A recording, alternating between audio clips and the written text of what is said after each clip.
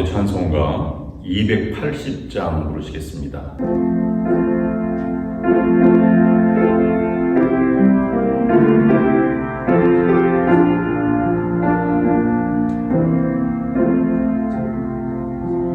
전부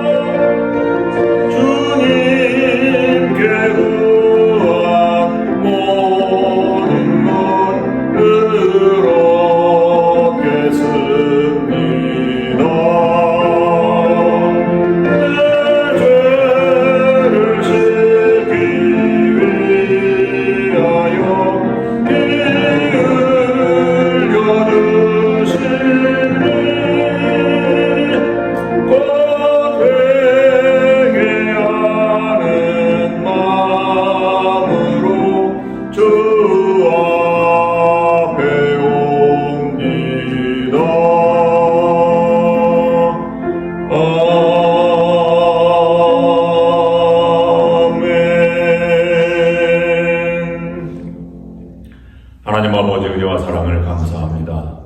지난밤도 저희들에게 편안한 밤을 주시고 또 새 생명, 새 아침을 맞이하게 하시니 감사를 드립니다. 오늘은 2월 29일 4년에 한 번씩 맞이하는 이 윤일 하루를 더 얻는 날이기도 합니다. 오늘 살아가면서 아무 공로 없고 연약한 저희들이지만 주님께서 사랑하신다 하시고 보혈의 피를 흘려주시고 하나님의 자녀 삼으신 은혜를 다시 한번 생각하는 귀한 하루가 될 수 있도록 인도하여 주시옵소서. 우리가 무한한 하나님의 은혜와 사랑을 받고 세상을 살아가지만 하나님의 은혜와 사랑을 잊고 나의 욕심과 또 세상의 뜻대로 살아갈 때가 많이 있었음을 고백합니다. 하나님, 새날을 주신 것처럼 오늘 창조주 하나님께서 새 마음, 새 하나님의 영을 부어주셔서 기쁨으로 하나님을 향해 나아가는 승리하는 하루가 될 수 있도록 인도하여 주시옵소서. 오늘도 말씀을 저희들에게 허락하여 주시고 말씀 속에 담겨져 있는 하나님의 뜻을 따라 살아가는 믿음의 성도들이 될 수 있도록 은총을 베풀어 주시옵소서. 예수 그리스도의 이름으로 간절히 기도드립니다. 아멘.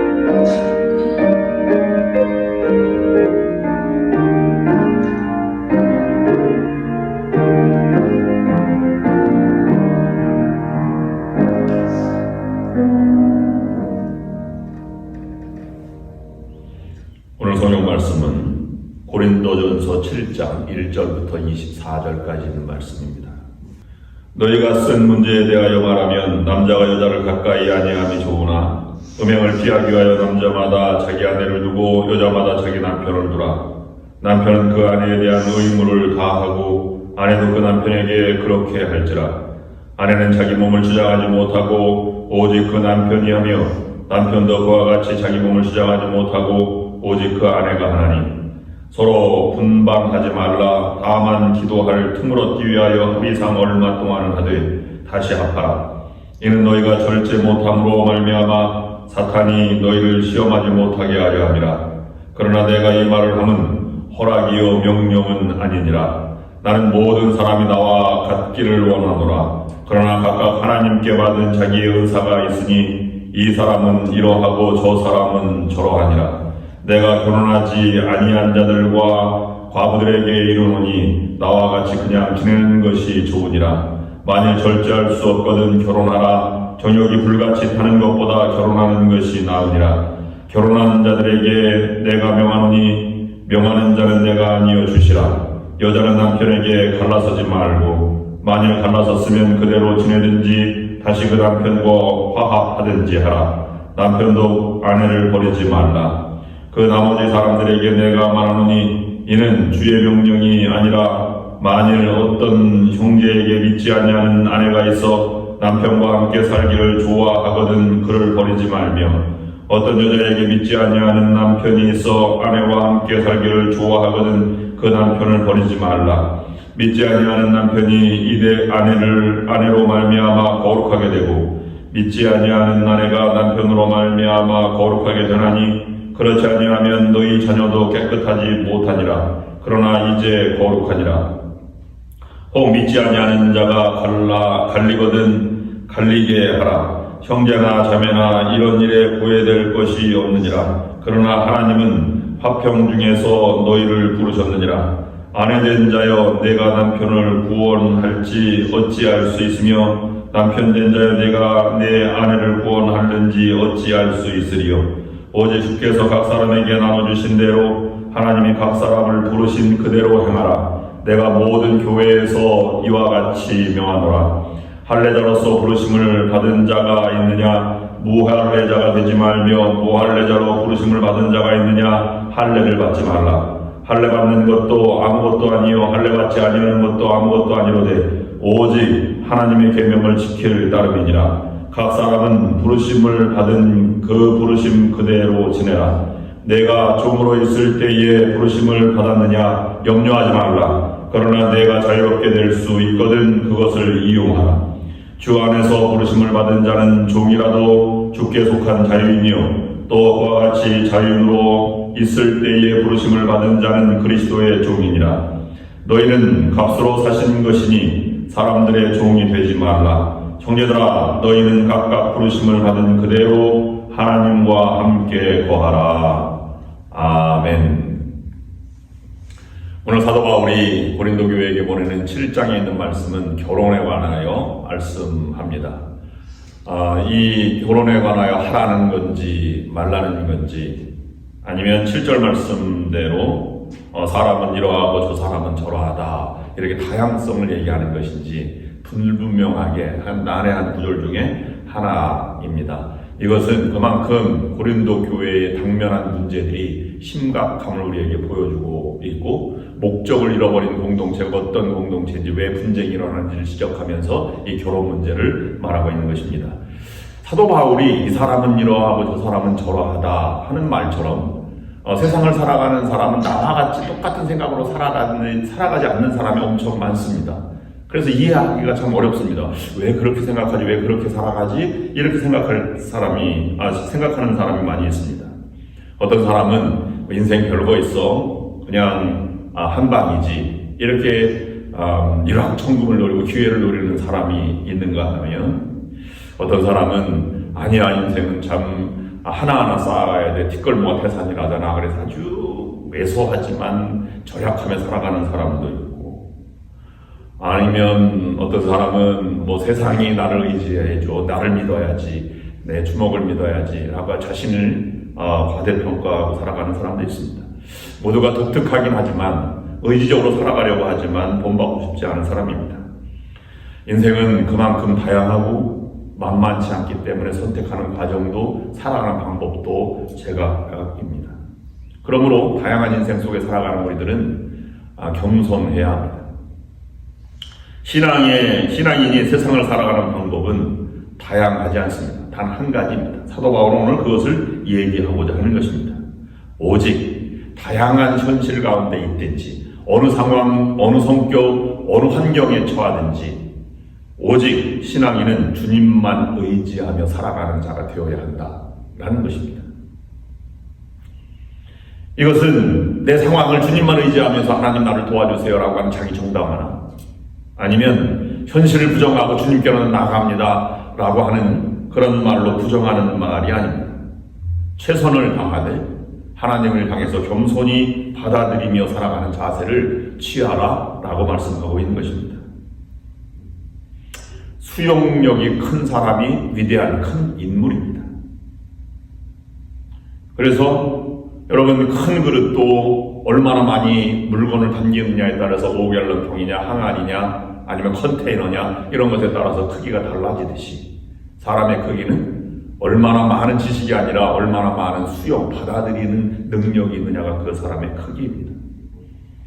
제가 이 오늘 설교를 준비하면서 세상에는 운송수단이 3가지가 있는데요. 물에서는 배, 그 다음에 길에서는 트럭, 자동차, 하늘에서는 항공기, 비행기 이렇게 나누는데 모두가 다 이 크기를 나누는데요. 크기를 어떤 식으로 나누냐면 자동차는 cc 또는 배는 노트 아니면 크기, 적재량, 배수량 또는 비행기는 얼마나 많은 것을 싣고 나가느냐, 적재량 또는 얼마나 많은 인원을 싣고 나가느냐 이렇게 나누는데요. 공통적으로 나누는 기준이 뭐냐면 그 배기량, cc라든지 적재량, 몇 톤을 실 수 있는가, 이 몇 톤은 자동차의 아니면 배의 크기가 아니라 그 배나 자동차가 실을 수 있는 양이 몇 톤까지 실을 수 있느냐. 그래서 8톤, 아니 12톤, 아니면 뭐 100톤짜리 이런 배 이렇게 나누는 것을 볼 수 있습니다. 수용력, 적재량이 큰 것일수록 큰 운송수단이듯이 수용력이 큰 사람이 큰 사람이듯이 수용력이 큰 공동체가 큰 발전된 사회 발전된 공동체입니다. 수용력은 받아들임이지요. 어떤 공동체가 제일 받아들임이 큽니까? 물론 말할 필요도 없이 가정이 가장 수용력이 큰 공동체 중에 하나입니다. 가정은 배타는 적이 없습니다.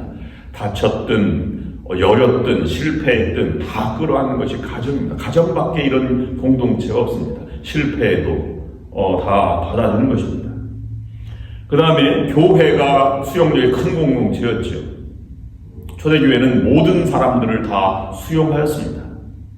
그리고 선진국일수록 받아들임이 큽니다. 실패한 사람도 가난한 사람도 아니면 장애인들도 다 포용하고 사회복지제도로 다 수용하는 것이 선진국의 특징이라고 볼 수 있습니다. 그런데 지금 고린도 교회나 아니면 예수님 당시 유대인 공동체는 이 받아들임의 수용력이 없는 공동체였습니다. 유대인들은 배타하고 예수 그리스도 십자가에 못 박고 다른 걸 인정하지 못하였습니다. 그래서 안식일을 범하든지 율법을 범하든지 하는 것 때문에 돌로 치려고 하고 마을에서 쫓아내는 그런 유대인 공동체에서 추방하는 것 때문에 예수님의 공동체가 소외당하기도 하였습니다.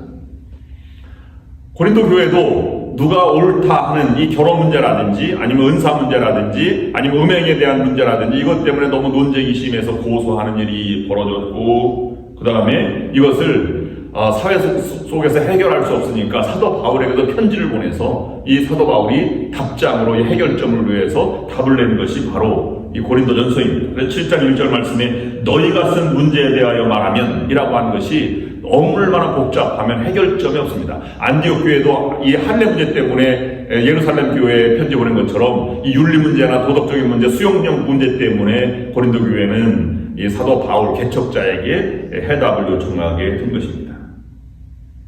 사도 바울은 그런 환경이 어떻든지 너희들은 수용력이 큰 사람이 되고 복음 안에 일치하고 복음을 최우선 과제로 두어서 주께로 향하듯이 주님을 위해서 주님만 의지하며 살아가라 이렇게 말씀하고 있는 것입니다. 다른 말로 말씀드리면 가정생활이나 아니면 사회생활이나 세상생활이나 교회생활이나 모두 문제가 많습니다. 여러 가지 갈등의 요소가 많이 있습니다. 그러나 믿음의 길에 돌아선다고 하는 것은 자기 모습을 바라보면서 절대자 하나님의 눈으로 자기를 살펴보고 자기 객관화의 길에 들어서는 것입니다. 하나님이 나를 이렇게까지 사랑해 주시고 받아주셨는데 내가 받아들일 한계가 어디까지인지를 묵상하는 것입니다. 여러분들도 자기 객관화의 길을 하면서 겸손히 살아가신 여러분들이 될 수 있기를 간절히 원합니다. 첫 번째 자기 객관화에 들어서는 것은 나는 결코 자랑하거나 하나님 앞에 내세울 것이 없는 죄인이고 부족한 사람이다 하는 것입니다. 우리는 분석해보면 분석해볼수록, 따져보면 따져볼수록 인간은 능력이 위대한 존재이기도 하지만 그렇지 않은 연약한, 하나님 앞에는 아무것도 없는 연약한 존재입니다. 그래서 어떤 과학자들이나 이런 분들 중에 그리스도인들이 많이 있는데요. 창조과학이나 이런 것도 그런 분들 중에 한 분이라고 보지만, 과학의 세계에서 연구하면 연구할수록 인간의 자금과 우주의 방대한 하나님의 크기, 절대자의 위대성, 이것을 발견하지 않을 수 없다, 이렇게 얘기합니다. 실제로 닐 암스트롱이 달에 갔다 와서 지구의 아름다움을 보고 신학을 공부했다라고 말하지 않습니까? 자기의 부족한 모습을 과거에서도 찾고 지금도 찾고 앞으로도 부족한 모습으로 살아가겠다라고 하는 것을 절대자의 눈으로 바라보면 우리는 그렇지 않을 수 없다는 것입니다. 우리는 새로운 창조자가 될 수 없습니다. 창조주에게 맡기고 그분이 주시는 은혜대로 살아가는 그런 사람입니다. 지금 고린도 교회의 교인들이 자신을 과대평가하면서 다른 사람들, 특별히 아내와 남편을 판단하고 불화하는 모습들을 바라보고 있습니다. 자기가 옳게 본다고 말하지만 사도 바울이 그 고린도 교회 교인들을 볼 때에는 저 사람들, 저 교인들은 아직도 그리스도를 닮지 못하였구나, 미성숙한 어린아이와 같구나, 그래서 저주로 먹인다, 이런 표현을 쓰기도 하였습니다. 어린아이는 자기를 객관적으로 바라볼 수 있는 눈 자체가 없습니다. 나이를 먹어도 그 정신이 어린 사람들은 자기 자신만 옳다고 주장하고 자기 자신을 객관화시키지 못합니다. 그래서 그 착오를 평생 벗어나지 못하고 살아갑니다. 하루 종일 단추를 잘못 닫고 다니던 사람들이 저녁에 집에 돌아와 거울 앞에 옷을 벗으면서 내가 평생 잘못 오늘 하루를 내가 이상하게 살았구나, 참 창피하다 라고 느끼는 것과 같은 삶을 우리는 늘 살아가고 있다는 것입니다. 자기를 객관적으로 본다는 말은 사실은 자기의 결함, 약함, 부족함을 바라본다는 것과 다르지 않습니다. 그렇기 때문에 결함에서 벗어나고자 하는 노력이 비로소 시작되는 것입니다. 그것을 우리는 경건 생활, 하나님을 묵상함, 말씀대로 살아감, 기도한다, 이렇게 표현하고 있는 것입니다. 하나님 부족하니 나를 제대로 바라보고 하나님의 뜻을 살피고 그 뜻을 펼치며 살아가게 하옵소서. 두 번째로, 그러면 우리가 자기를 객관화한다는 말은 하나님이 원하시는 삶이 무엇인가를 알게 하고 그 하나님이 원하시는 삶으로 방향을 틀어서 살아가게 된다는 말입니다. 바울은 고린도 교회를 바라보면서 결혼하지 않은 사람도 있고 결혼한 사람도 있습니다. 또 결혼했다 흩어진 사람도 있고, 결혼하고 음행을 저지르는 사람도 있고, 이런 사람들이 있습니다. 그런 모든 것을, 현실을 과감히 받아들일 것을 권면합니다. 지금 있는 아내를 버리지 말라. 그 아내가 믿지 않거든 혹시 당신 때문에 하나님의 자녀가 될 수 있지 않을까, 어찌 알 수 있겠느냐 라고 반대 입장도 말하고 아내 입장도 말하고 동시에 말합니다. 그러므로 현실을 받아들이고 최선을 다해서 내가 하나님이 원하는 대로 살아가라 라고 말하고 있습니다. 처녀, 총각, 과부, 믿지 않는 배우자 등을 살아가는 삶을 살아감에 있어서 크리스천으로 살아가야 할지, 어떤 것이 삶을 영향력이 있을지, 광의로 바라보면서 어떤 삶을 살아가야 할지 현실을 판단하지 말고 내가 하나님 앞에 단독자로 선 것처럼 하나님이 원하는 삶을 그 상황에서 살아가라고 말하고 있는 것입니다. 그러니 모든 것이 합해질 수 있는 것입니다. 세 번째, 이 말은 그러면 하나님이 원하는 것으로 객관적으로 내가 살아간다고 하지만 그게 쉽지 않습니다.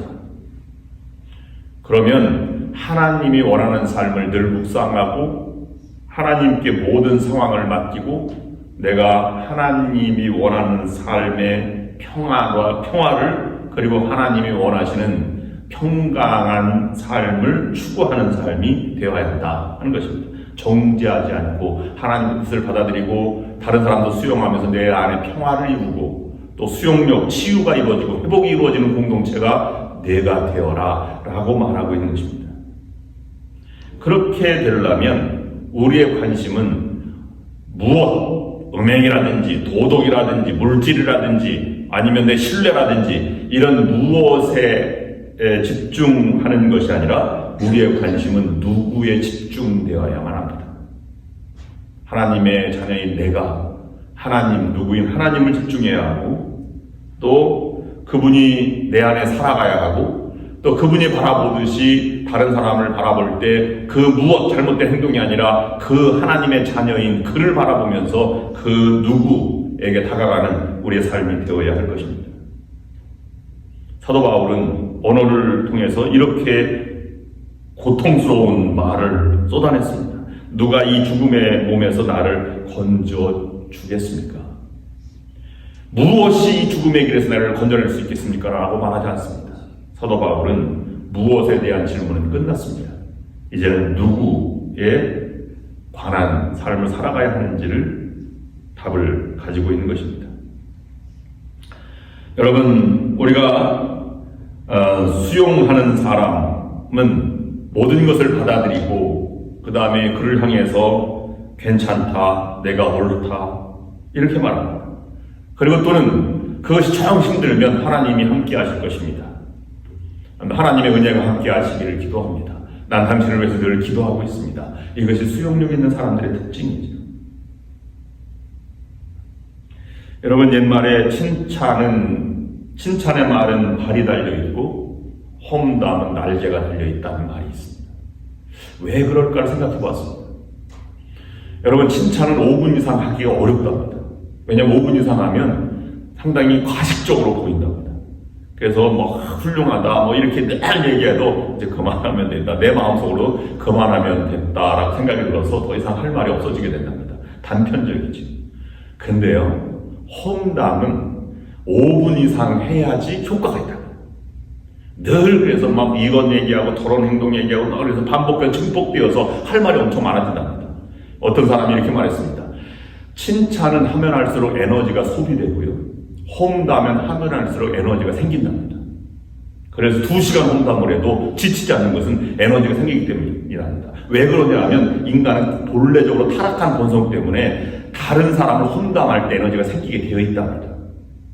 그런데 예수님은 반대입니다. 오는 사람 다 수용했고 교회도 반대입니다. 오는 사람 다 수용했습니다. 왜 그러냐 하면 창조주 하나님을 닮고 그리스도를 닮았기 때문에 그렇습니다. 그래서 오늘 우리들은 험담하는 데는 우리가 금해야 됩니다. 왜냐하면 타락한 본성으로 이제 새로운 피조물이 되어서 하나님의 자녀가 되었으니 우리는 하나님의 성품을 닮아서 우리는 칭찬의 말을 하고 그 다음에 이것을 계속 지속해 나가는 삶이 필요한 것입니다. 부부간에 사도 바울에게 고소하고 편지를 쓴 것처럼 이렇게 해결되지 않습니다. 허물을 덮어주고 칭찬을 하면서 약점을 드러내는 것이 아니라 약점을 덮어주고 비판 없이 받아주는 삶, 이것이 우리의 삶의 모습이 되어야 하는 것입니다. 이것은 훈련과 연습으로 되는 것이 아닙니다. 경건 생활은 더 훈련보다 많은 이익이 있지만 우리의 근본이 달라져서 목적, 지향점이 달라지면 우리가 달라지는 것입니다. 오늘 우리는 수용력 있는 사람이 되려 어떤 환경이든지 그리스도를 향해 나아가라고 하는 이 사도 바울의 권면의 말씀을 오늘의 우리의 현실에서 깊이 묵상하면서 되새겨야 할 것입니다. 30초의 짧은 기간이지만 이 30초 안에 우리가 평생 지워지지 않는 아픔이 있을 수 있고 평생 지워지지 않는 칭찬과 격려의 말이 있을 수 있습니다. 어떤 것이 공동체와 하나님이 원하시는 삶인지 우리가 다시 한번 되돌아보면서 우리의 언어와 우리의 삶을 살아가시는 여러분들이 될 수 있기를 주님의 이름으로 축원합니다. 기도하겠습니다. 하나님 아버지, 다양하고 복잡한 세상 가운데 살아가는 방법도 다양하지만 오직 그리스도인은 한 가지 삶의 목적을 가지고 살아가며 현실을 치유하고 회복하는 삶이 될 수 있도록 인도하여 주시옵소서. 모든 것을 수용하고 격려하며 그들로 하여금 하나님을 향해서 나아갈 수 있도록 내가 하나님의 바라는 삶을 펼치며 살아가는 존재가 될 수 있도록 인도하여 주시옵소서. 그래서 내 앞에 사람들이 평화를 얻고 또 행복하고 또 기쁨을 얻고 치유하는 그러한 우리 그리스도인이 될 수 있도록 인도하여 주시옵소서. 가정이 화목하고 들어가고 싶듯이 교회가 치유되는 공동체가 될 수 있도록 좋은 연합감리교회를 축복하여 주시옵소서. 예수 그리스도의 이름으로 간절히 기도드립니다. 이제는 우리 주 예수 그리스도의 은혜와 하나님 아버지의 극진하신 사랑하심과 성령의 역사임도 교통하심이 오늘 말씀을 들고 세상을 나아가는 모든 성도들과 저들의 가정 그리고 좋은 연합감리교회 위에 지금부터 영원토록 함께하옵시기를 간절히 축원하옵나이다. 아멘.